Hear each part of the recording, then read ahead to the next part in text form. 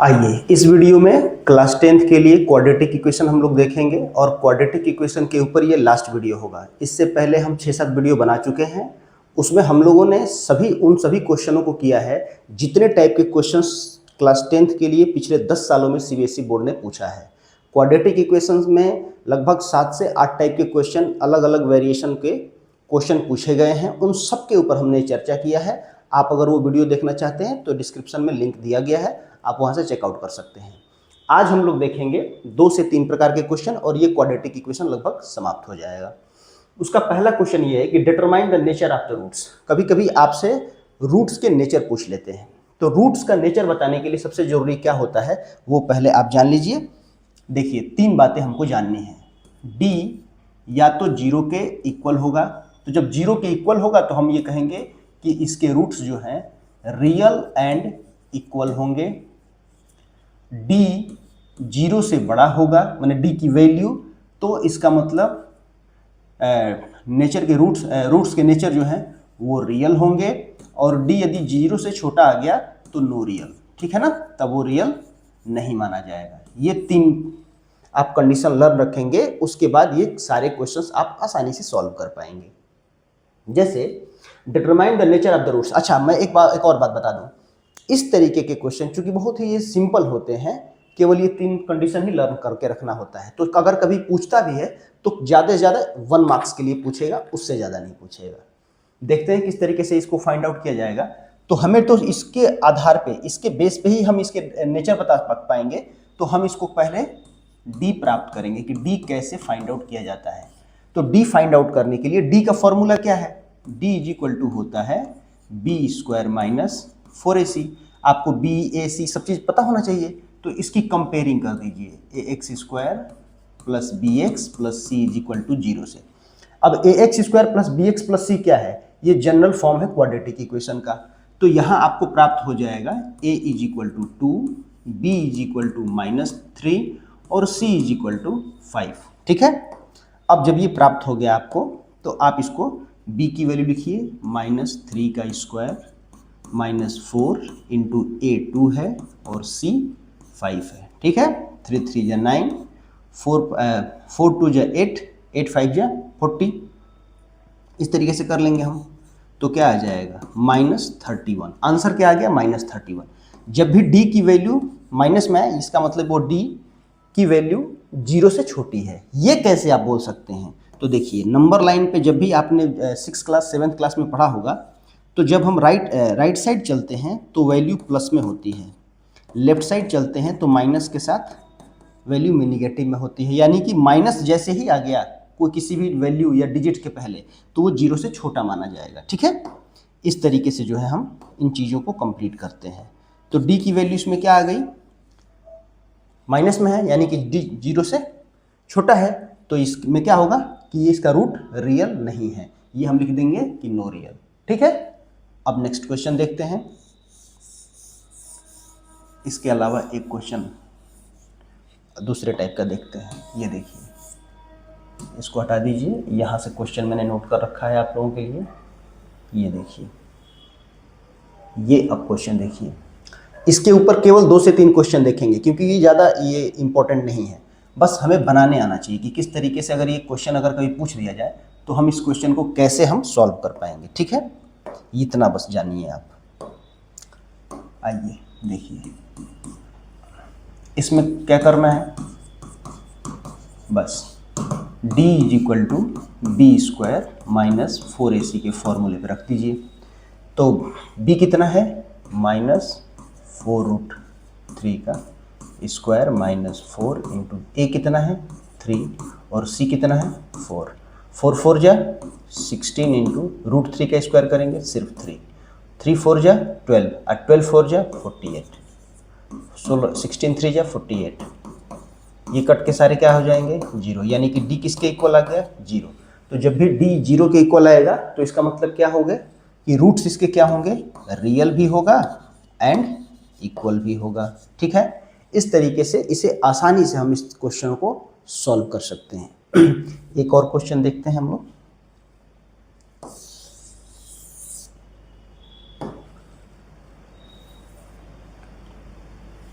ये लीजिए, ये क्वेश्चन है इसके बारे में। जैसे ये दिया है कि ये क्वेश्चन है 4x square plus 4√3x plus 3 is equal to 0। क्या करेंगे, d is equal to b square minus 4ac पे इसको हम पुटअप करेंगे। b कितना है इसमें, 4√3 का स्क्वायर माइनस 4 इंटू ए 4 है इंटू c क्या है 3 है, 4 4 जा 16 इंटू ये क्या हो जाएगा 3, 4 4 जा 16, 16 थी जा 48 हो जाएगा। तो फिर इस बार 0 0 आ गया, ठीक है। तो इसके रूट्स क्या होंगे, जब d 0 के इक्वल आ जाएगा तो रूट्स होंगे रियल एंड इक्वल, ठीक है। तो ये एक टाइप का क्वेश्चन और हम लोगों ने समाप्त कर दिया है, ये खत्म, ठीक है। अब इस पे इससे ज़्यादा प्रैक्टिस करने की जरूरत नहीं है, काफ़ी है ये, 1 नंबर के लिए पूछा जाता है। एक नेक्स्ट पेज ले लेते हैं। अब कुछ दूसरे टाइप के क्वेश्चंस देखेंगे। आइए क्वेश्चन देखते हैं कि find the quadratic equation whose roots are given. जैसे रूट्स दे दिया गया है, एक रूट दिया गया है 5 माइनस 3√2, एक दिया गया है 5 प्लस 3√2। पहले से रूट्स दिए गए हैं, तब हम क्वाड्रेटिक इक्वेशन कैसे फाइंड आउट करेंगे, उसके लिए फॉर्मूला क्या है, आप उसका फॉर्मूला पहले देख लीजिए। उसके लिए होता है x square minus sum of roots x, फिर प्रोडक्ट ऑफ रूट्स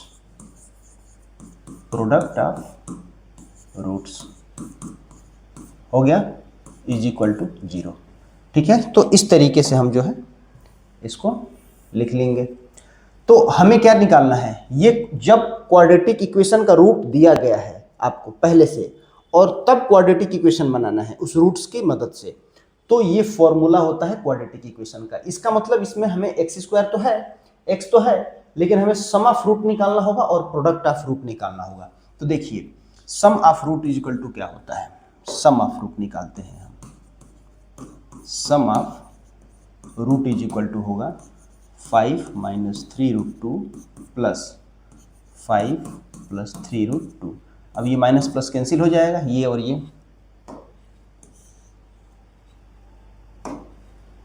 5 प्लस 3√2, ये प्लस में ये माइनस में कैंसिल, तो क्या आ गया 10 आ गया। और प्रोडक्ट ऑफ रूट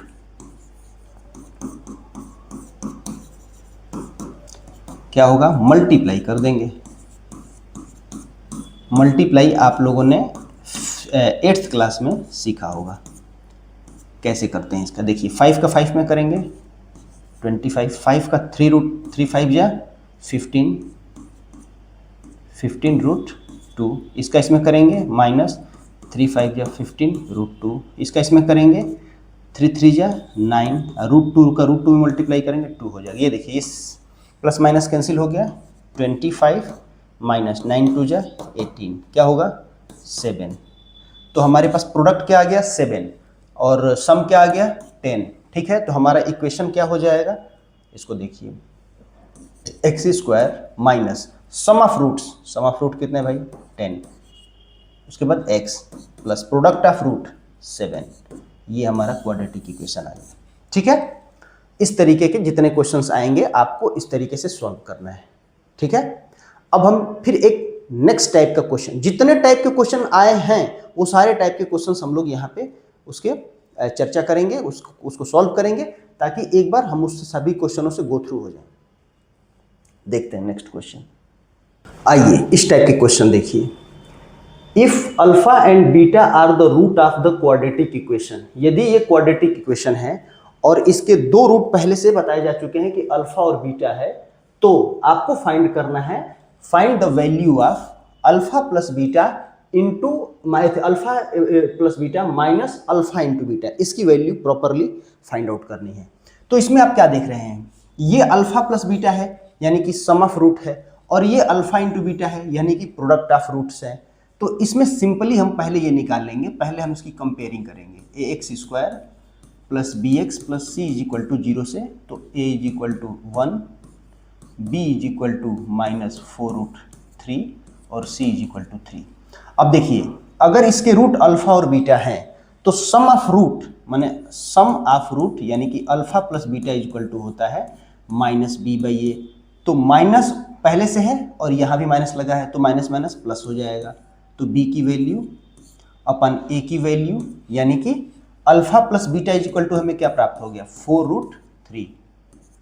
और अल्फा इंटू बीटा यानी कि product of roots is equal to क्या होता है, c बाई ए। तो c की वैल्यू कितनी है 3, a की वैल्यू कितनी है 1, तो ये आ गया। अब हमें अल्फा प्लस बीटा की वैल्यू भी फाइंड आउट कर ली, अल्फा इंटू बीटा की भी वैल्यू फाइंड आउट कर ली। अब इसमें पुट कर देंगे तो क्या होगा, alpha plus beta minus alpha into beta, तो ये क्या है 4√3 माइनस 3, ये आ जाएगा।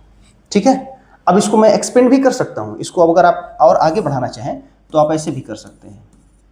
इस 3 को आप √3 इंटू √3 लिख सकते हैं, फिर √3 कॉमन हो जाएगा, फिर आप इसको 4 माइनस √3 लिख सकते हैं। आपको इस तरीके से भी लिखा जा सकता है। ठीक है, इसी क्वेश्चन को दूसरे टाइप से अगर पूछ दे सेम यही क्वेश्चन, तो कैसे करेंगे उसको देखते हैं जरा। देखिए नेक्स्ट टाइप का क्वेश्चन, इसी पे नेक्स्ट क्वेश्चन मैं बना दे रहा हूं। देखिए अगर कोई क्वाड्रेटिक इक्वेशन कुछ और दे दे तब क्या करेंगे। जैसे मान लीजिए दे दिया गया आपको,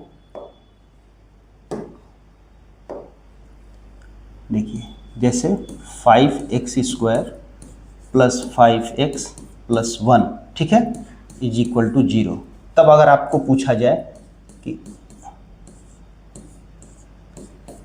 क्या होगा,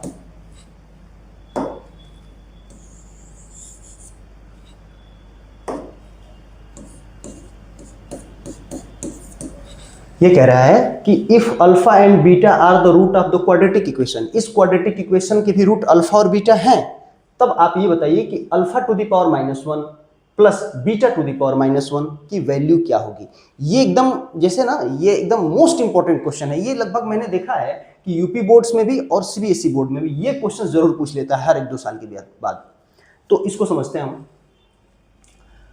इसमें सबसे पहले हमको ये करना है कि ये करना है ना इसको, तो इसको देखिए, आप इसको यहीं छोड़ दीजिए, पहले आप इसको सॉल्व कर लेते हैं फिर बाद में इसको करते हैं, या पहले इसको कर लीजिए फिर बाद में इसको। आप देखिए पहले इसकी कर लीजिए, आप इसकी कंपेयरिंग करा दीजिए, ax² plus bx plus c is equal to 0। पता नहीं दिख रहा है कि नहीं दिख रहा है, इसी को कर लेते हैं।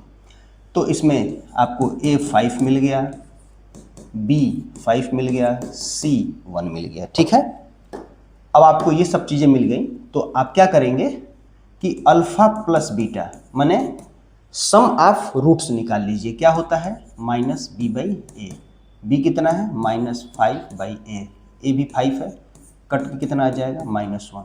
प्रोडक्ट ऑफ रूट्स माने अल्फा इंटू बीटा c/a, ये फॉर्मूला है, तो c 1/5। ठीक है, अब इसकी वैल्यू निकालनी है ना, तो देखिए अल्फा टू द पावर -1 और बीटा टू द पावर -1, आपने क्लास 8 में पढ़ा होगा कि हम इसको ऐसे लिख सकते हैं 1/अल्फा प्लस 1/बीटा, क्योंकि ये पावर 1 जो है जब अपन में जाता है तो ये प्लस में चेंज हो जाता है ऐसे।